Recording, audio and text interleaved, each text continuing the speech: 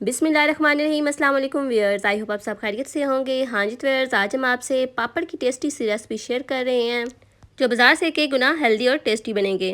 क्योंकि बाज़ार वाले ख़राब और सस्ते घी में पापड़ फ्राई करते हैं, जिसकी वजह से बच्चों के गले ख़राब हो जाते हैं और इन्हें बुखार वगैरह भी हो जाता है। इसलिए आप इस मेथड से पापड़ बनाएं, इंतहाई टेस्टी बनेंगे और हेल्दी बनेंगे। फर्स्ट ऑफ ऑल एक कढ़ाई में हमने थोड़ा सा घी ऐड कर दिया। घी हमारा अच्छे तरीके से गर्म हो चुका है। पापड़ इसमें ऐड करेंगे और ये जो प्रोसेस है वो हम लो फ्लेम पे करेंगे। पापड़ ऐड करते जाएंगे और साथ साथ इनको फ्राई करके निकालते जाएंगे। आप इस मेथड से पापड़ बनाएं, इंशाल्लाह नहायत ही मज़ेदार और टेस्टी बनेंगे और हेल्दी बनेंगे।